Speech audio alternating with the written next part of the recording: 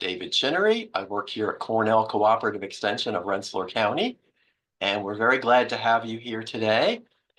People are coming in and joining us, and welcome to all of you for participating in our webinars. We've been doing these Lunch in the Garden programs since the pandemic, so it's 4 years of doing our programs kind of off and on, and this is our last one for 2024, but we will be back for 2025.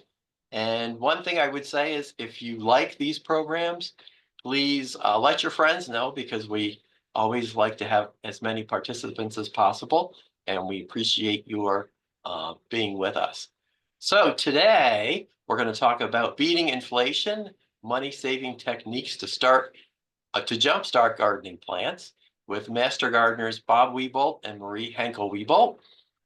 We ask that you put your questions in the chat box, and at the end we'll open up the chat box and read the questions and quiz Bob and Marie on the answers.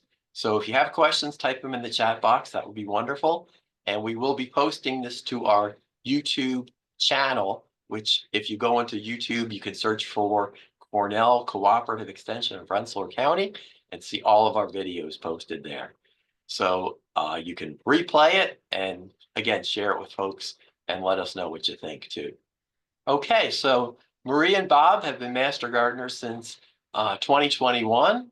They do a lot of vegetable gardening as well as other types of gardening, flower growing and meadow growing and all sorts of things they're into. And we love having them because they like to be presenters and provide programs for us. So we think that's great. So enough of me jabbering on. Marie and Bob, welcome and take it away. Thank you. Hi, folks. Today we're going to talk about basically seed starting, mostly indoor, a little bit outdoor. We did that in a recent program, as ways to save money. I remember World War II.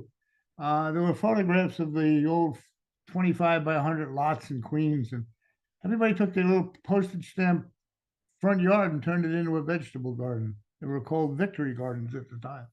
And as inflation can continue, we may want to think more and more about growing our own stuff. It also has very good health benefits and the like. So we're going to talk about how to start seeds and how it saves money over buying from stores and nurseries. And that's going to get us into things like understanding seed packets, low-cost ways to start your plants indoors and outdoors, and what vegetables to begin in January for early spring planting. Basically, we're talking about a mix. Everybody has a different way of doing this sort of thing. And ours comes from quite a bit of experience. And as I go along, I'll indicate things that worked and didn't work and things that are necessary and unnecessary in the interest of doing this thing as economically as possible. First of all, let's talk about how you can beat inflation with gardening. An heirloom tomato is about $3.99, a regular tomato about $2.99 a pound. For a good size tomato, you don't really get much of a choice in a supermarket. You may find a little thing where it says heirlooms and you don't know what they are. There's 4 or 5 different ones. And any big, large tomato is going to go for at least $3. So look at it as one tomato for $3. You can buy a 6-pack of 2 or 3-inch tomato seedlings, and that'll run you anywhere from 4 to 7, depending upon the time of year. Or you can go for plants. A plant in a 5-inch pot that's maybe a foot tall is going to go $8 to $10. Or you can buy a seed packet anywhere from $2 to $4, and that'll give you as many tomatoes as there are seeds, minus times the generation rate. So you might be able to get 80 tomatoes for 80 tomato plants, and each plant can have an infinite number of tomatoes. So the idea is that you save a fortune relative to any of the other alternatives. And the next question is it worth the time and the energy? And that's something that we have to figure. And we're going to tell you ways of doing things simple enough to make it valuable for you. First of all, seed starting begins with the seed catalogs. You can contact any of a number. We'll give you a couple of sources in a few slides down. But basically, if you've ever bought seeds, you're going to get catalogs in the mail. We get at least 8 of them, I think, every December. They're a great resource for gardeners to find the perfect seed for their needs. They offer a variety. You don't get one kind of carrot like you get in a supermarket. You might get 30 types of carrots that you can plant. Interesting. They provide detailed descriptions and growing tips, along with growing zones. I remember last year, it's sort of funny, but I was going through a catalog from, I think it was Territorial, and I noticed that they had these wonderful little descriptions about each plant, each vegetable, tomatoes or onions, and each one. I said, "Wow, this is great! This is a vegetable growing textbook. All I have to do is cut out the individual descriptions of how to do it on generic basis." And I started cutting up my catalog, and then Marie mentioned to me that you could keep the catalog, and you got all, you don't have to do all the sizzle work. But anyway, there's a textbook on vegetable and flower growing in every one of these catalogs. They give help to gardeners, and they compare different options and benefits. Now, this is catalog information as what I'm talking about. This was a generic on onions. Talks about when to plant them, how long it takes, the depths, how to sow it indoors, how to sow it outdoors, and it even includes, and very importantly, a tip from the seed grower that basically says, look, for these onions, you need fertile, well-drained soil. You can amend with compost or add organic fertilizer. Keep well watered for optimum growth, at least 1 inch per week. Now, we're talking about basically a textbook on how to do onions, and it's got all these things on it. The same thing, they give you specifics about each item. Now, when you look at after the general onion category, you'll find specific onions. And these are shallots. It tells you exactly how to use them, how well they store, what they look like when they're fully grown. And a piece of information that was new to me at the time, that you can use the green shoots for a substitute for chives or scallions. Never thought of that. So 1 pound of red sun, this was not cattle, these were like seed starting, what do you call them, preliminary bulbs. Name for that. Anyway, 20 to 25 bulbs can come out of 1 pound when they mail it to you. So now you'll have 25 shallot plants, and each one will produce multiple shallots. And the seed packet itself is not just an envelope. It tells you all you need to know about how to grow what's inside. It presents the plant's characteristics. And it may have a glossy photo or a simple drawing on the cover, but that tells you a lot. Let's take a look. First, though, I think we better look at some terms you're going to find on the seed packet. Non-GMO. They'll do this, and they may charge you a little more for it. It means not genetically modified organisms. But all seed packs are non-GMO by definition. General genetically modified organisms are not in the seed. They're in the growing of the plant. How you plant, how you fertilize it, whether you put pesticides on it or not, but not the seed. So ignore that if you see it, and don't pay more for it. Heirlooms are generally 50-year-old plant varieties. They've been around a long time. They're a stable cultivar. What that means is the seeds replanted from that. If you wanted to save them and do them next year and save the extra money you spent on the seed packet, you can basically get the same variety. Now, if the packet says hybrid, you've got a problem, because it's more than one, sometimes as many as 3 or 4 different plants have actually been put together to create a new variety. It can be natural, it can be a result of breeding, but it will not yield the same variety. We had a steakhouse tomato a few years ago, big, beautiful beefsteak. And I saved the seeds, even though it was a hybrid. And I ended up with 2 different kinds of tomatoes, completely different. And I think, you find that when you try to do a hybrid. And organic, another word that's nonsense. All organic, unless they're, quote, treated. Actually, somebody will have a note on your seed packet that these have been pre-treated against a particular fungus. But basically, seeds themselves, natural, they're going to be organic. So don't pay more for organic over non-organic. Now let's get back to the seed packet itself. The photo will give you a picture of what is going to happen at full maturity of the plant. It'll tell you what the plant looks like, how big before harvesting, and the shapes and the colors. Now, this is the backside, and this happens to be a flower seed packet. We've used it before in presentations, but it'll have things like the plant name, which is the common name of the plant, and it'll also tell you the Latin name. The Latin name separates cultivars within a species. The description describes the color, the dimensions, whether or not it attracts pollinators, the types of blossoms it produces, the amount of harvest you can expect, and uses in beds or other approaches. The planting specifics are also on the back of the packet.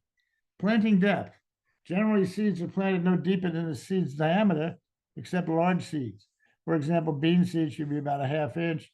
Most others can be in the top quarter inch or on the surface if it calls for it. And it also talks about how you can thin it out to, once you've got your seedlings started, to determine what you need when you plant it in the garden, how far apart it has to be. It also talks about sun and shade. Typically, full sun is best with at least 6 hours or more. Tolerate shade, if it says that, will mean to do best in sun, but it'll grow in shade as well.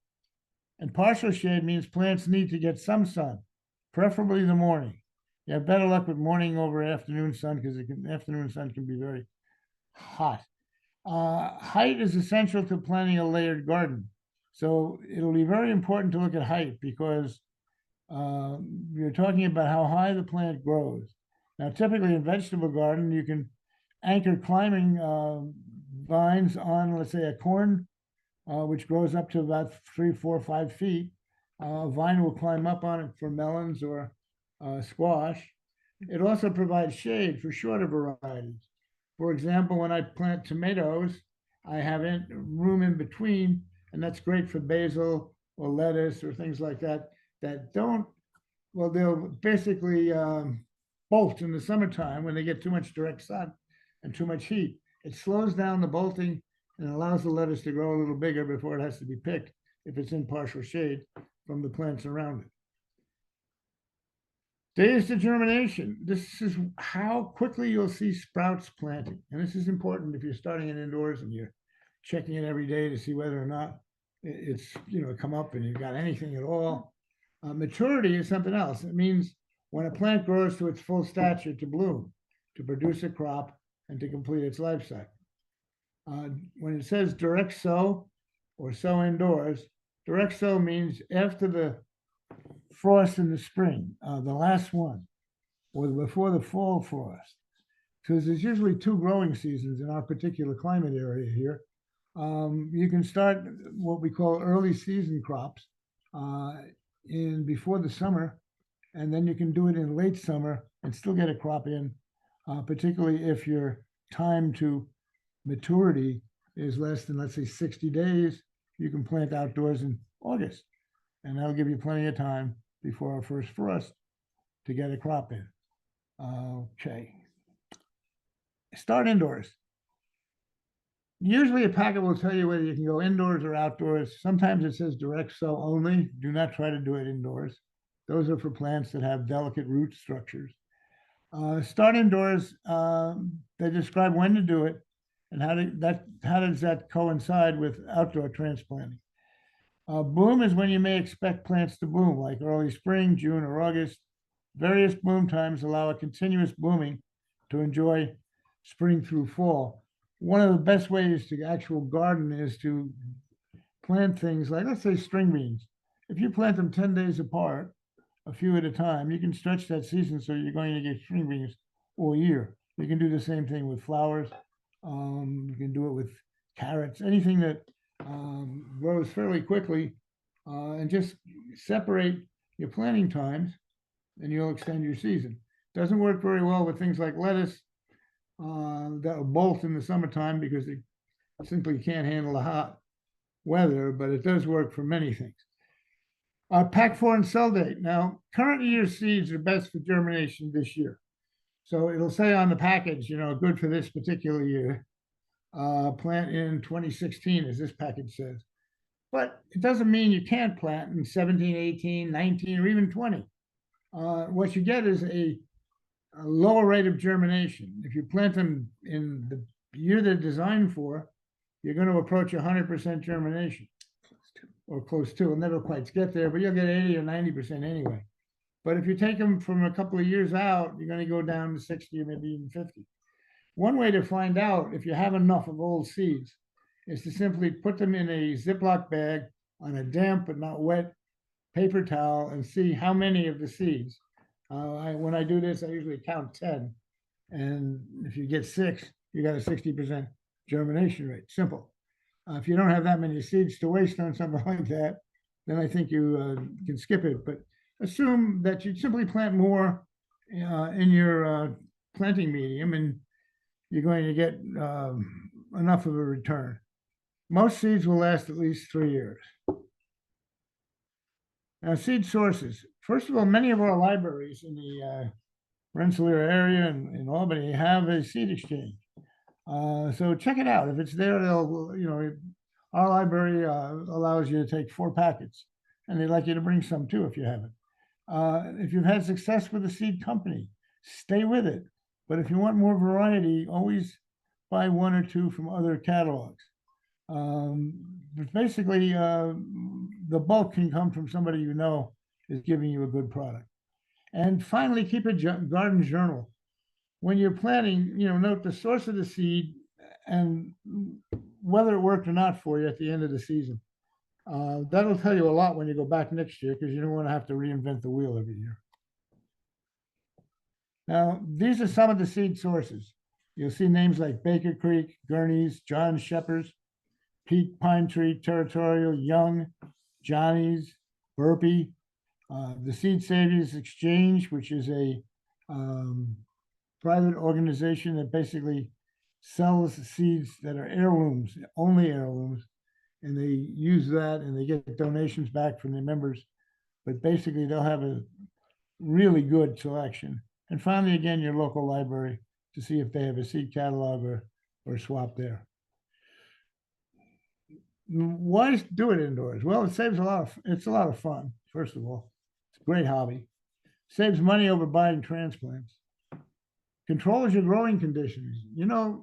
This basically is a health issue, but you know exactly how much fertilizer and what kinds you're using, and you certainly know whether there's any pesticides being used because you're the one applying it. It also avoids the risk of weather, which can affect direct sown outdoor plants, and brings it indoors. It allows you to establish longer than growing season. If your growing season is relatively short, like say, for example, lettuce, peas, typically, you go April through basically early June, and that's all you've got. So if you start them earlier indoors, you'll have a chance of getting them out there at the normal time, but they'll already be started. So you'll have a larger and more satisfying crop. And finally, if you do enough of them, you can earn money selling them. A lot of people will do homegrown transplants. Marie and I have done this for several years, and we can sell a lot cheaper than the stores that have overhead involved. And you can argue about, if you're a seed seller, you can basically know your seed seller. And ours, for example, almost wholly organic. They're all done in sterilized pots and the like. So you can control all of that. And that's very important because the vegetable you have at the end is going to be only as non-GMO or non-organic as you want to make it. And finally, planting containers. Well, you can spend a lot of money on these, or you can Free paper. use free paper. I mean, we have some examples here. You take any kind of plain paper that hasn't got any ink on it or anything. There's ways of folding it, and they're on the internet. You can basically, You can get kits at the library. yeah, there's little kits at the library to do it too in our library. You can buy peat pots. You can buy plastic pots of various sizes. The one advantage to plastic pots is that they can be used over and over again. You don't have the environmental issue of disposal that you have on some things. The peat pot can deteriorate, but you can plant the whole peat pot. Just cut open the bottom and plant it right in the ground. So those are all issues. There's no need for special seed starting trays. You see these things like for 32, 36, 70 to 18, they're all tiny little 1 inch, 2 inch, maybe even a 3 inch box. They're only a couple of inches deep. You can use them, but they're sometimes too small, and I think they're too shallow. And from my experience, I'll go directly to either a deeper peat pot or a plastic pot. And the other issue is if you can go directly into a plastic pot, particularly if it's not too tall to shade things, and you put it under a light, you'll end up with simply thinning it out, and your pot becomes available as a seedling without transplanting more than once. So you've got a real advantage on that. Now, seed starting mix, you can buy it, and it can be expensive, or you can make it yourself. You can buy bulk peat moss, vermiculite, perlite, 1/3, 1/3, 1/3 is a fine mix. It's lighter than potting soil. Don't try to plant seeds in potting soil because it's a little heavier, and you want a very light growing medium. That's for vegetables. Yeah, for vegetables. Yeah. You can use some potting soil for some of your flowers. Bree's right about that. Cocoa coir can be used half and half with peat moss. There have been some environmental folks out there saying that the peat moss beds of the world are being demolished, and we really need them to sequester carbon from the air. But most of Canada and an awful lot of other places are full of peat moss, and the amount of peat moss used by horticulturalists is well under 1% of that consumed by, let's say, everybody else. A lot of it's used for fuel, which is not helpful either.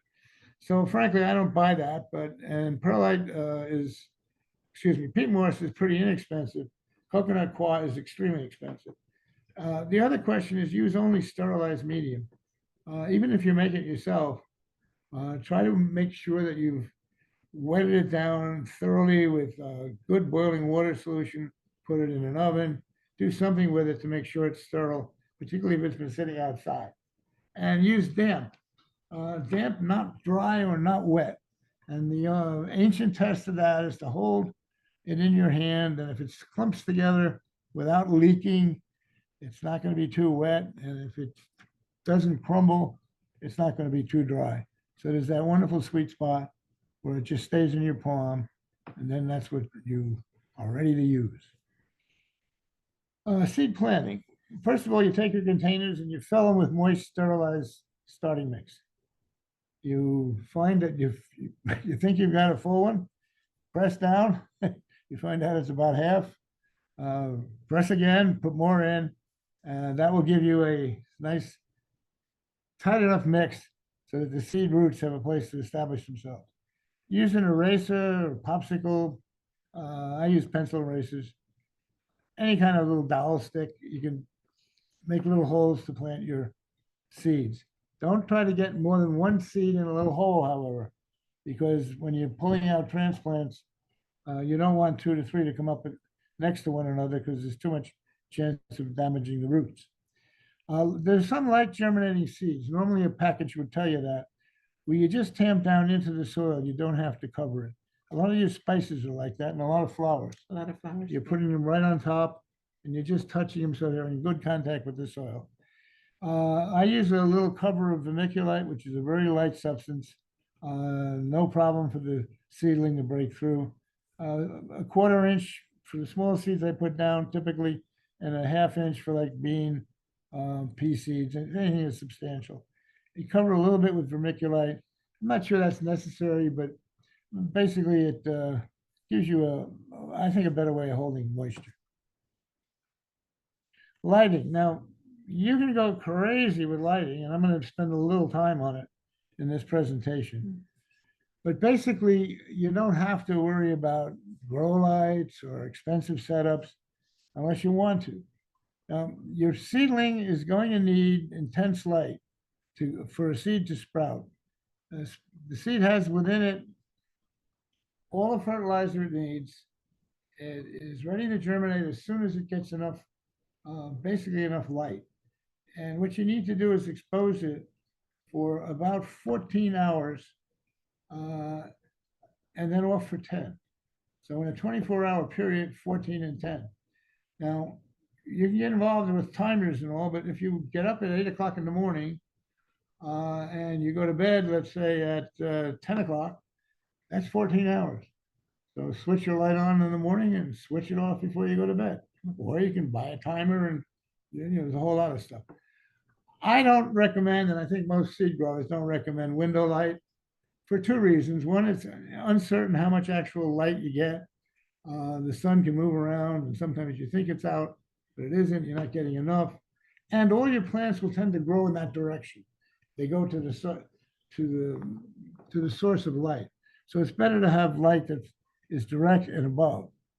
Now, there are two things needed are lights with 2,000 to 5,000 lumens. Lumens are a strength measure of the amount of light they get. Basically, any kind of shop light will give you this range. You can have a timer if you want one to turn lights on and off, but I don't think it's necessary. And these are some examples. These are lighting racks. These are actually, you can spend about $900 today and get a four-shelf rack with built-in lights and The one on the right. Yeah. fluorescent. That's the one on the right. The one on the left, you can actually put together for yourself. Marie and I went last year and we spent $50 for a shelving unit made out of plastic that had 4 shelves on it. We bought, we had some trays, which we could put our pots in, and they would go on the shelves. And what we did for lights was interesting. I bought shop lights, good quality ones, but they're not very LEDs. expensive. LEDs, about 20 bucks each. And we hung them with a little chain from the shelf above, and the chain could be up, lowered or raised as you needed. The whole cost we estimate to be about 120 bucks for all the Everything. the lights and everything else. Or you can simply take 2 1-bys, foot high, maybe 15, 18 inches high, 6 inches Hang wide, a shop light. and put a top light on, a top board on it or a dowel, and just hang down a shop light in between it. And they can be 1 foot, 2 foot, 4 foot, whatever you need. You can also buy lights that can shine, they attach Clip-on to lights. anything they clip on, they can shine right down on your plants. But try to do artificial lighting so you can control the time and everything better than a window. Now, selecting the right lights. Lumens is a measure of intensity. Kelvin measures the wavelength and color of light. Now, most fluorescent packages will tell you what you've got. If you're buying very inexpensive light, you're going to get very low lumens, about 2,000 units. Your Kelvin might be 5 to 6,500. It's fair. It may need to be closer to plants. If you get 2 to 4,000, toward the 4,000 lumens and over 6,000 Kelvin, and it'll tell you right on the package, your lights can sit 3 inches above the plants, and that's very good for sprouting. And finally, if you get something 4,000, it's great. The lights can sit higher above the plants. You can move them up as high as you need to. Those are just sort of read the package of the lights before you buy them kind of advice. Light cycles for pre-germination. That's after you planted the seeds and you're waiting for them to germinate for the first time. Try 16 and 8. Seeds should germinate into the light. Don't try to put the light on only when the seeds germinate. They will germinate because they're moist and they get sunlight. It'll take a while, but you're better off starting the light on the seeds and keeping it on for these hours. Same thing with post-germination. When that first breaks through the soil, keep the same light. Keep it for about 10 days. After 10 to 14 days, you can drop it down to about 12 hours. If the light lumen rating is 4,000 above, you can use 12 hours. If it's less than that, 14. And after 4 weeks of growth, this is when you get more mature plants. You've got several sets of leaves. 12 is fine until you're ready to take it outdoors. Now, watering. Always water from the bottom. Never water from the top of seeds. Don't spray the top, even though you're tempted to. Just water from the bottom, because capillary action will bring the water up to where the seeds are and where the roots are forming. Always have a tray into which you can put some water, usually about a quarter of the way up in any kind of a pot that you're using. And after 30 minutes, after you've watered and the water hasn't been absorbed, get it out of there. Usually you can pick up a tray and just tilt it. So basically it'll drain. And then when you water seedlings when they come up, when you see the top turn darker brown, now, a light brown is usually a sign there's not enough water, and you'll find that from time to time. So it's best to look at it. You need a nice dark brown color is going to be what you want. And that's when you water. So you don't have to water every day, but water when you start to see that tan coloring to your seedlings or seed starting mix, you just basically add a little water at that point. Usually at least probably once or twice a week. There are some of the self-watering trays, though. Yeah, some trays are self-watering, so go ahead now. Fertilize. First of all, seed has everything in it to sprout. All the nutrients is inside the seed. It's between the crust of the seed and the germ that is going to be the actual plant. So don't worry about fertilizing at all. In fact, it might be bad to fertilize before you get the first set of leaves. Whenever you fertilize, use water-soluble only fertilizers. Pick a low NPK ratio. Most of your organic fertilizers on the market are already pretty low. And if you dilute those with water, you're probably going to be okay.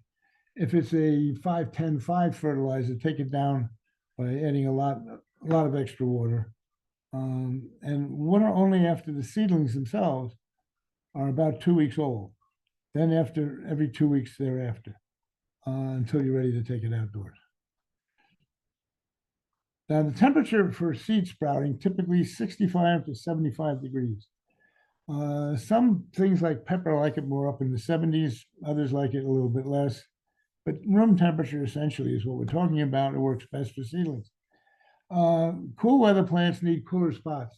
If you're going to be starting like peas or lettuces, broccoli, and some of the other ones that are going to be all season long, kale, for example, you can take those and bring them to a cooler spot. Don't allow plants to touch the grow lights as they mature. That's going to kill them. So you got to keep it always above the plants as they grow. That's why you, in any kind of a light system, you need some kind of adjustable way of pulling those lights up. Simple on a shop light, you can usually do 2 S hooks and any kind of chain or cord that you can lift up to the same level and hold. Now, thinning. Once plants have sprouted, the first set of leaves you're going to see are not really true leaves. It's time to reduce overcrowding or remove weak spots. When the plant is just breaking through, if you've got 8 or 10 seeds coming up, take out the ones that look weakest. This is the hardest thing I ever have, and I ended up with always too many plants. I can't bring myself to, and once that little guy has gotten started, you really want to give him a chance. And many times they're all the same size, so it's pretty hard to thin because you know you're taking out ones the same as you're saving. So I'll just get extra pots and try to keep them. But you got to have a certain amount of discipline. It's got to be a little tough about that. But the idea is if they're touching each other, take out one of them because you don't want more than one in a hole. You also would like to separate them out within your pot. So if you've got 4 and 3 of them are all together, you know, take 2 of them out and just leave them in there. It's a simple thing to do. The best way to do that is to snip them off and not try to pull them. The reason you're trying to pull them is you're in a relatively small area and you may disturb the root by pulling a particular one. So I have a nice little scissor and I just snip it, and whatever's in the ground stays there as fertilizer. Transplanting. Remove your containers when the seedlings outgrow the container and repot or direct plant. Now, it's typical if you use the tiny little seed starters, you may have to do 2 transplants, which is one of the reasons I try to avoid that. To go from, let's say, a little 1-inch square on a 72, and you try to go up, you end up in a 2 to 3 inch, and then finally 4 to 5, and the 4 to 5 will go into the garden. I'd rather use something like a 3 to 4 inch pot, maybe even a 5 inch pot right away. Take out the extra ones, then it can grow into a fairly decent seedling. Now, when you direct plant, you do that when the soil temperature is above 45 degrees. Cool season or anything that's going to grow early, and probably the ones that don't bolt. Not most of your greens, for example, are cool season. Warm season is everything from tomatoes, peppers, beans that you put in when the soil temperature reaches 65 degrees. Now, soil temperature and air temperature are different. If your thermometer says 65 degrees outside, you're behind about a week in terms of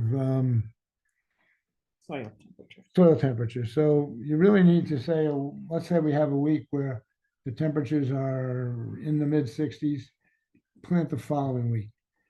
Same thing with the 45 degrees. Wait a week until you're probably dealing with 50, 55 degrees. Protect cool season plants in March through April. It's fine to go outdoors, but these seedlings are very, very susceptible to wind, a lot of rain, and a cool evening. So it might be possible to basically use a row cover or some side of a hoop house, or just to cover them when you know it's going to get down below that 45 degrees. And it's very important to do that. The warm season plants plant after all danger of frost. Now, I think it's about May 7th, but the typical time in this area has been Mother's Day, which is the second week. 2 years ago, Marie and I waited until, I usually do a lot of planting the Saturday before Mother's Day, which is, around the 13th or 14th of May. We plant all our tomatoes, and then we got notice of a frost on Big frost. Wednesday night. So the two of us are going around throwing, blankets and sheets and plastic, and then all try to cover the plants. And we didn't lose much, but we did have a little issue. So be prepared for that, or wait a little bit, maybe a little bit toward mid-May. But I think with the climate change that's going on, our last frost tends to be a little later, and our first frost comes a little later also. So I think basically you could have use Mother's Day. I have to have advice. Now, everything we talked about is indoors. There's one other thing I didn't mention in this, and that's that you're really trying to strengthen the root and the stem of the plants that you've got seedlings. So it's a very good idea to have some kind of a fan so that the plant is it experiences with the light schedule, night and day, maybe even cooler, warmer to some extent, particularly as the sunlight would add more warmth, and your room temperature would be higher during the daytime than it is at night. But what it doesn't get is the wind and the air. So the idea of having a fan, even a desk fan or something small that can blow across your seedlings, will give them a little bit more strength. You'll find that the stems are thicker. Now you can do all of this without going through any of this stuff. You don't have to harden them off for a while. I didn't talk too much about that either, but you can't directly seed in the soil from your seedling.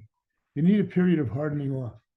We had a slide on that for an additional presentation, but the problem there is the plant has to acclimate itself, and you'll find people saying that, well, you take it out for 2 hours, you bring it back in the house, you take it out again for another 2 hours and bring it back in. You do this for an entire week. You go out of your mind doing that, to be honest with you. It's best to find a couple of rainy days or days that are cloudy and find a sheltered spot somewhere around your house. Bring them out once, leave them out for those days, cover them if it looks like it's going to be an issue, or shade them. But basically, you need to harden them off so they're used to being outdoors.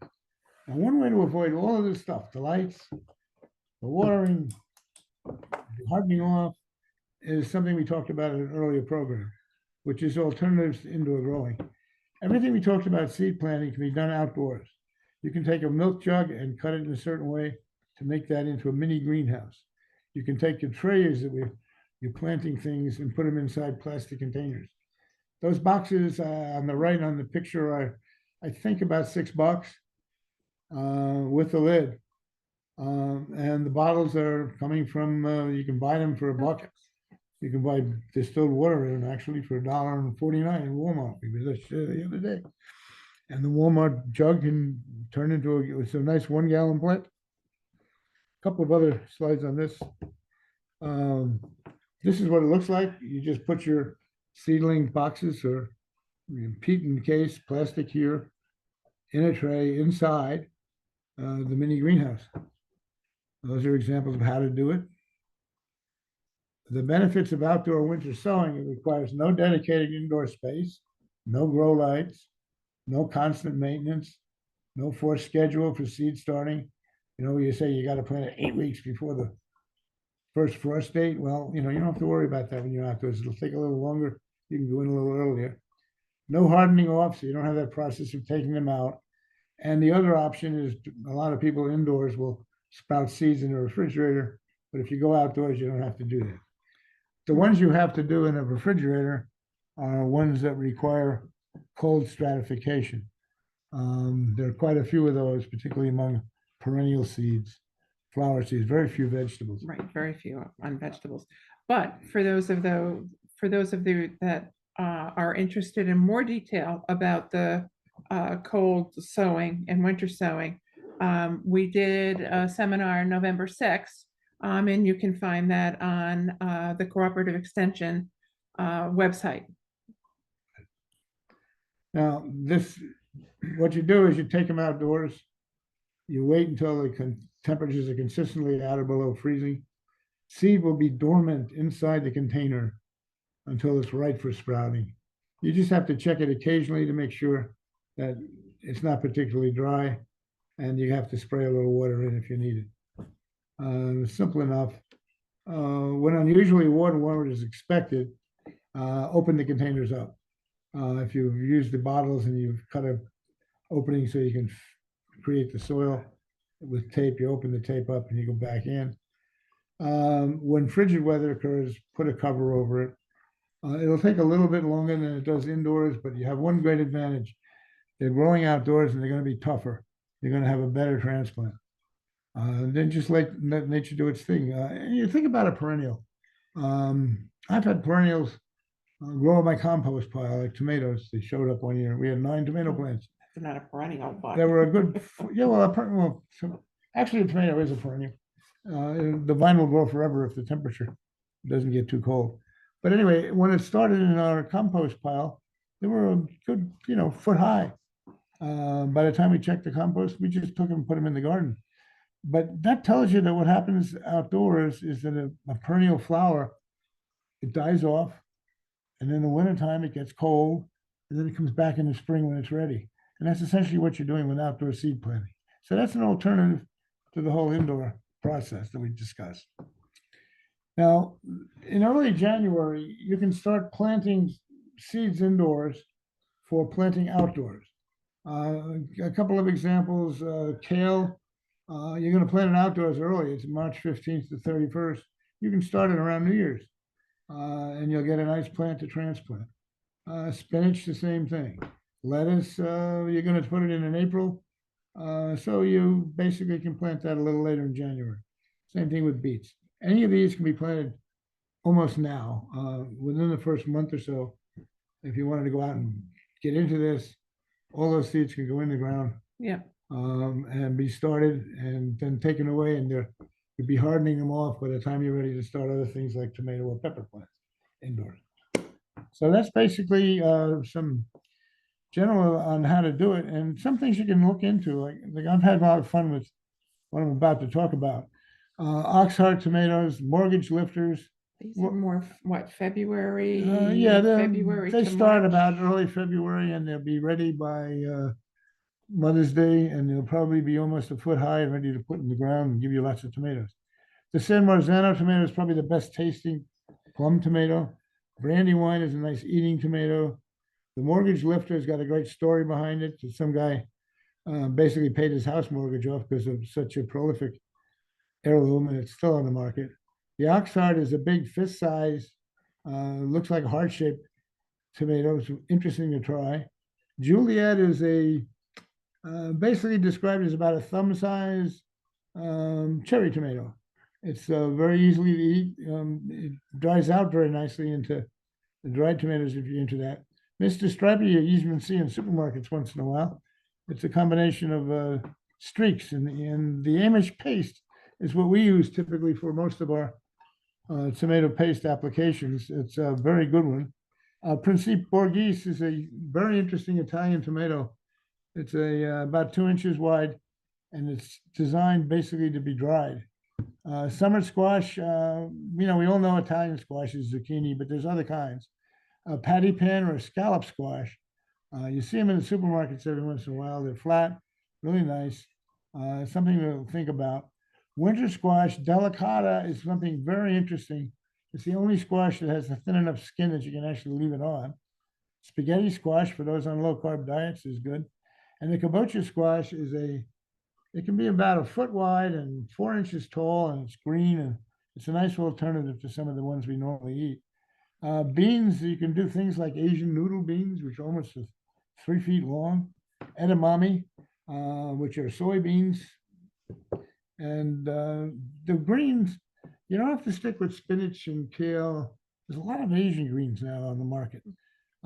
They're called tatsoi, pan choy, bok choy. The mash is a very interesting, slightly peppery, sort of, I look at it like a little bit like endive green. It's very nice. The purslane is basically chickweed. In Europe, it's harvested, and here we throw it away, consider it a weed. Malabar spinach is a fascinating crop. We've done it 2 years now. It has beautiful flowers, nice vines. It climbs up on a trellis, and it's not really a spinach, but it tastes exactly like spinach. And it's a warm weather crop.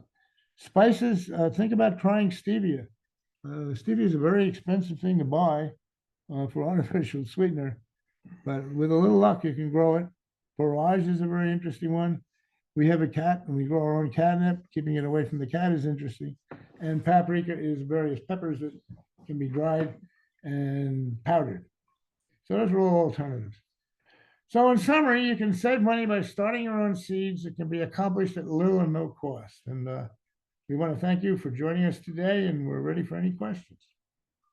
Hey, that was really great, guys. Thank you very much, Bob and Marie. If anybody has any questions, please type them in the chat box. Right now, we don't have anything in the chat box, so it's wide open. But if you'd like to type a question in there, please go ahead and do so right now. And that would be wonderful. I'll just mention one thing that I was thinking of when I was listening to your talk, which I thought was really great, is in the background, I saw at one point you had the new Seed Starters Handbook.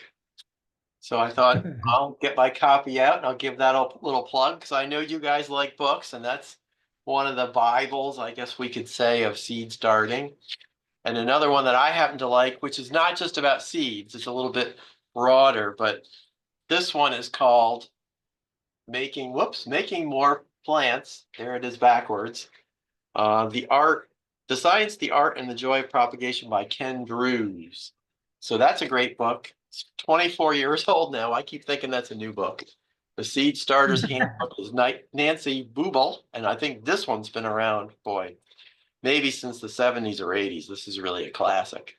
But, a lot of this information doesn't go out of style. So if you find some of these books at a used bookstore or in the library, they're going to be good references. Okay, so we do have a couple questions, so thank you for that. Tim is asking, what lighting and other recommendations do you have for starting tomato seeds to prevent them from getting too leggy? That's always a good question. When you use any kind of a lighting system, particularly like a fluorescent, let's say you do a very simple shop light, start them off about 3 to 6 inches above the soil where the seed's been planted. And as it begins to come up, keep moving it up the same distance. So you're basically keeping, that's why like we use our fluorescents are attached to chains. So we pull the chain and put a little pin in to hold it at a certain level. But you follow the plant up. You got to check it enough so that you're not letting the tomato plants will grow pretty quickly sometimes. So you don't want them to actually touch the light bulb. So just keep moving it up. Doesn't have to be, as I indicated, you don't have to get a special grow light. Anything with at least 2,000 lumens, kept a few inches above the plant and raised up as the plant's growing will be fine. And the legginess, you can, You avoid the With legginess. See, the the fan. legginess is essentially the plant reaching for light. So if your light is that's why windows are a problem. The plants will all go toward the window. You're better off keeping light directly above it, very close to it, and just moving up as the plant grows. but you strengthen the stem by letting the air circulate Right. with a light fan. Yeah. Yeah, I thought it was really great that you guys mentioned that because I think a lot of people forget the fan Yeah, by having those plants jiggle or move a little bit. You Yeah. don't even have to keep the fan on all the time. If you put it on timer and have it go off a few times a day, that plant moving will be stockier and thicker stemmed by shaking. So that's a really important thing, and we have, that may help uh, reduce your legginess. I'm sorry. But this is an aside. When you're actually separating your transplants, the best measure is the height. It's the stem width. So if you have a plant that's got a really thick stem, it's going to be better than one with a very thin stem as you're separating them out. Okay, we have another question here. Let's see. Regarding indoor sowing, you said water after 2 weeks and then again 2 weeks later. Please elaborate. I think maybe you were talking about fertilizer there. fertilizing. Yeah, fertilizing, that's right, rather than watering. What you do is you water anytime you need, where you see the soil being dry. You can do the finger test, but typically, if it's a dry seed starting a little pot, you'll turn tannish, and you'll know you probably need water from the bottom. Basically twice, 3 times a week for water. Fertilizing, you do it every 2 weeks. Wait 2 weeks till after you've got a seedling started and up, and then for the first time, and then do it again. But remember, it's going to be very dilute. So if you've got like a 1, 2, 3 organic fertilizer, or 3, 2, 1, something like that, you just put it in water, dissolve it first. It's probably going to be okay. If it's a heavier fertilizer that you use outdoors, or if it's one of these Miracle Grow kind of things, just a few drops in water are enough. You want a quarter. When you Yeah. first start fertilizing, you want a quarter of the strength. Right. And then you can build it, but you keep a quarter for the first, 2 or 3 2 weeks. fertilizations, then you can begin to increase the Yeah, fertilization. in most cases, if you started plants in January, you're only going to be watering maybe 4 times with fertilizer in it. The watering itself, it depends on how dry it is. But basically, the fertilization, you don't need a lot. You just need to get the root structure going. And then when you get outdoors, you can fertilize in your, initial planting soil. Yeah, that's great advice. The plant is tiny, so your fertilizer can be, very small because you're not needing to provide a lot of fertilizer for a big plant if it's just a little seedling, right? So it just goes to make sense that it could be very dilute. So thank you again, Bob and Marie. That was really great. I really enjoyed it. And it got me thinking about starting seeds. And, a lot of people kind of wait until February, March, and then they say, oh, I got to get going. And they're really behind the ball at that point. So this is why we did this program early, right? Because we're Yes. very proactive and we can be doing this during the holidays, starting seeds Christmas Eve. Why not? Wait until the end of January, you're going to find that a lot of seeds have sold out. Yes. Thinking about it now and doing your selections and getting your order off the very first part of the year is the ideal time. Yeah, it usually takes a week or so to get the seeds from whoever you're getting them from, unless you're going to a store. And then also the next question is, I think in the seed packets themselves, I was very disappointed. I had a very good seed package from Hudson Valley that they sold in the Honest Weight Food Co-op in Albany, but then they only had 20 seeds in some of the packages. So you paid almost $5 and you got 20 seeds. You're only going to get 15 or 16 to grow. It's a bit of a nuisance. And then when they're out, you're out. You see a nice picture and there's an empty rack. You hate that. And during COVID, it was horrible. I mean, I asked about 3 different places for pepper seed. Remember, everybody was into hot peppers or something. But we couldn't get any pepper seeds because we waited till, I didn't think I needed to You plant waited them till early. like February. February, Everybody yeah. was out. Yes, I remember that. That was a difficult year. We have Yeah. one last comment or question. What seed catalogs do you recommend? Just tell us a few of your favorites. I know you had the picture there, but We've used. Yeah, Johnny's seeds, Territorial are both very good. Burpee is very, very good. Territorial, Yeah, here, let me, we have that slide. I'm not sure where it is. hold on. Hold on just a second. Ooh, refresh our memories. Yeah. I We've always used- like Fedco. Yep, that's good. Some of the ones we've used. There you go. We've used Johnny's, we've used Territorial, we've used Gurney's a lot.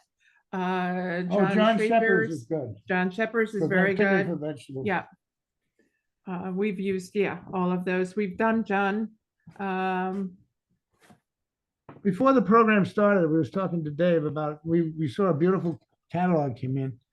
And it was, I won't say where it was from, but it came in and it looked great because it was all about tomatoes. And I said, wow, I really like to see this. Lots of varieties. And then we went on the internet and checked out the consumer reaction. And it was terrible. This place was a ripoff place. And you've got to be careful about that. So when you actually pick up a seed catalog, and particularly if it's new to you, go in and find out what customers are saying about it. Yeah. And that's very important. But these are all companies that we've Yeah. used, are reputable, and have been very happy with. And I liked your advice about, maybe buying most of your stuff from the old standby that you've worked with, and then trying out buying a few things from somebody maybe new and seeing how they do. And I think that's a great piece of advice. One of the reasons to do that is that if you buy any seed, even one packet, they're going to send you the catalog the next year. So if you really want to get a lot of seed catalogs in, that's the way to do it. Yeah. Buy one or two little items and see what happens. Yeah. Well, great. I think you gave us a lot of good tips, and you guys are pros because I know you've come to Master Gardener meetings in May and your whole trunk of your car is filled with seedlings. So, I know you grow a lot, and that really is showing in your advice here. You've got a lot of hands-on experiences, and as we should say, green thumb. So that's the highest compliment. So thank you, everybody, for being here today.